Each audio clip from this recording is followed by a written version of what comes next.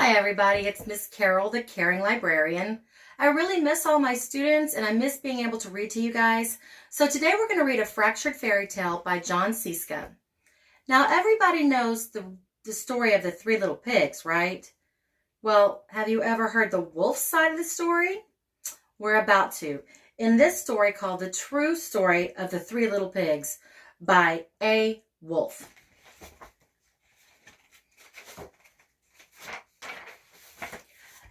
Everybody knows the story of the three little pigs, or at least they think they do.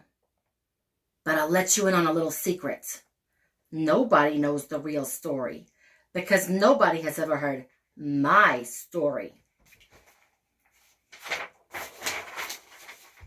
I am the wolf, Alexander T. Wolf, but you can call me Al. I don't know how all this big bad wolf thing got started, but it's all wrong. I don't know, maybe it's our diet. Hey, it's not my fault that wolves eat cute little animals like sheep and bunnies and pigs. If cheeseburgers were cute, folks would probably think you were big and bad too.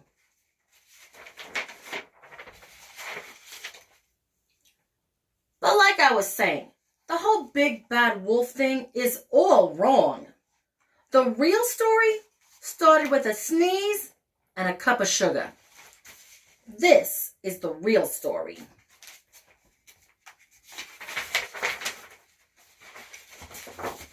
Way back in Once Upon a Time, I was making a birthday cake for my dear Granny. I had a terrible sneezing cold, and I ran out of sugar. So I walked down the street to my next door neighbor's house for a cup of sugar. Now this neighbor was a pig, and he wasn't very bright either. He had built his whole house out of straw. Can you believe it? Who in his right mind built his whole house out of straw?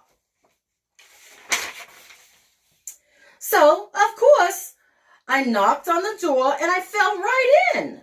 I mean, I didn't just want to walk right into somebody else's house, so I called, little pig, are you in? No answer. I was just about to go home without the cup of sugar for my dear old Granny's birthday cake. And that's when my nose started to itch. I felt a sneeze coming on. Well, I huffed, and I snuffed, and I sneezed a great sneeze.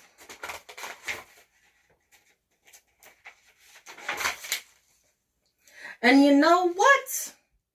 The whole darn house fell down. And right in the middle of the pile of straw was the first little pig. Dead as a doornail. He had been there the whole time. I mean, it seemed like a shame to leave a perfectly good dinner lying there in the straw, so I ate it up. Think of it as a big cheeseburger just lying there. I was feeling a little bit better, but I still didn't have my cup of sugar. So I went the next morning to my neighbor's house. Now this neighbor was the first little pig's brother. He was a little smarter, but not much. He had built his whole house out of sticks. I rang the bell on the stick house. Ding dong. No answer. I called, Mr. Pig, are you in? He yelled, go away, Wolf, you can't come in.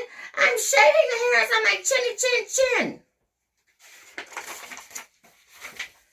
I had just grabbed the doorknob when I felt another sneeze coming on. I huffed, I snuffed, I tried to cover my mouth, but I felt a great sneeze. Achoo!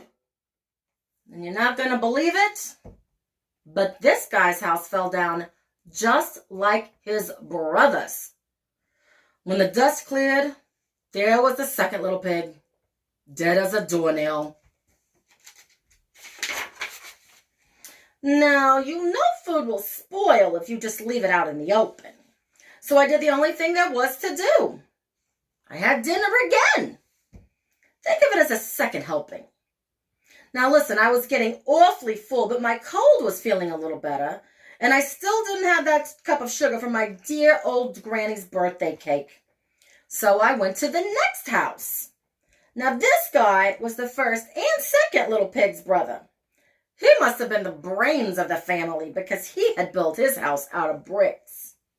I knocked on the door of the brick house. No answer. I called, Mr. Pig, are you in? And do you know what that little rude pork answered to me? Get out of here, Wolf! Don't bother me again! Talk about impolite! He probably had a whole sack full of sugar, and he wouldn't even give me one little cup from my dear, sweet old granny's birthday cake. What a pig! I was just about to go home and maybe make a nice birthday card instead of a cake when I felt my cold coming on. I huffed, I snuffed, and I sneezed and patooey once again. Then the third little pig yelled, and your old granny can sit on a pin. Huh? Ho-ho! Now, I am usually a pretty calm fellow, but when somebody talks about my granny like that, I go a little crazy. When the cops drove up, of course I was trying to knock down this pig's door. And the whole time I was huffing and puffing and sneezing and making a real scene. Well, the news reporters found out about the two pigs I had for dinner. They figured a sick guy going to borrow a cup of sugar didn't sound very exciting.